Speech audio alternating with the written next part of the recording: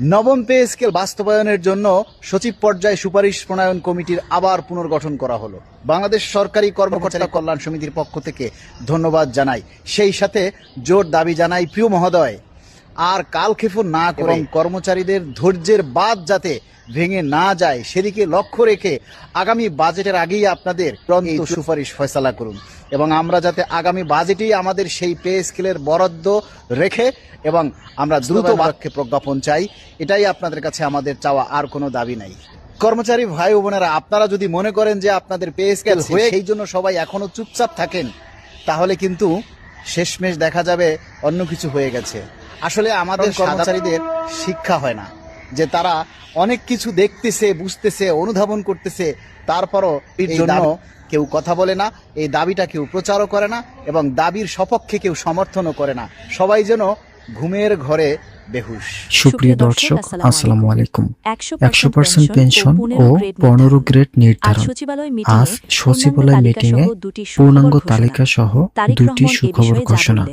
তারেক রহমান এই বিষয়ে যা বললেন, আজ 23 এপ্রিল 2026 তারিখে এই প্রতিবেদনটি প্রকাশ পেয়েছে।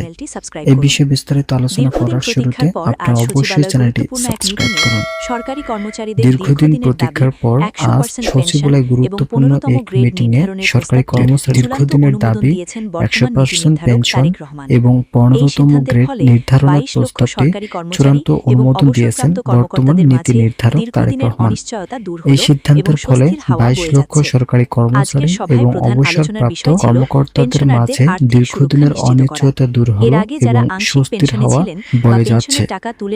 আজকের সভায় প্রথম আলোচনার বিষয় ছিল পেনশনারদের আর্থিক সুরক্ষা নিশ্চিত করা।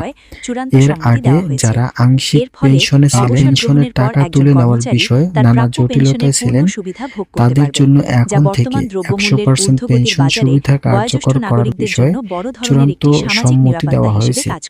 এর ফলে অবসর গ্রহণের পর একজন কর্মচারী তার পেনশনের পূর্ণ সুবিধা ভোগ করতে পারবেন, যা বর্তমান দ্রব্যমূল্যের ঊর্ধ্বগতির বাজারে বয়োজ্যেষ্ঠ নাগরিকদের জন্য বড় ধরনের একটি সামাজিক নিরাপত্তা হিসেবে কাজ করবে।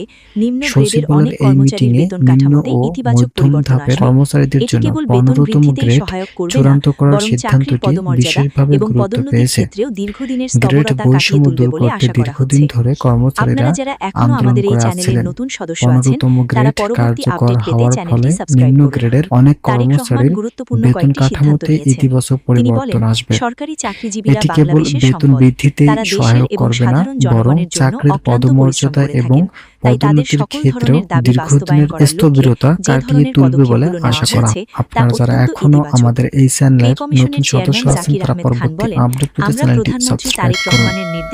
প্রধানমন্ত্রী তারেক রহমান এবং পে কমিশনের চেয়ারম্যান জাকির আহমেদ খান এই বিশেষ সভায় সভাপতিত্ব করেন। প্রশাসনের উচ্চ সচিব ও সংশ্লিষ্ট কর্তৃপক্ষের উপস্থিতিতে এই বৈঠকে সরকারি কর্মচারীদের দীর্ঘদিনের দাবি ও সুবিধাগুলো নিয়ে বিস্তারিত আলোচনা হয়। বৈঠক শেষে সরকারি কর্মচারীদের জন্য দুটি যুগোপযোগী সুখবর জানানো হয়, যা ইতিমধ্যে সারা দেশে আলোচনার কেন্দ্রবিন্দুতে পরিণত হয়েছে। সিলেকশন গ্রেড ও টাইম স্কেল পুনর্বহাল। বৈঠকের প্রথম এবং সবচেয়ে বড় সুখবরটি হল পূর্বের বন্ধ হয়ে যাওয়া সকল ধরনের বিশেষ ভাতা চালু করার সিদ্ধান্ত নেওয়া হয়েছে। এর মধ্যে সবথেকে গুরুত্বপূর্ণ হল সিলেকশন গ্রেড ও টাইম স্কেল সুবিধা।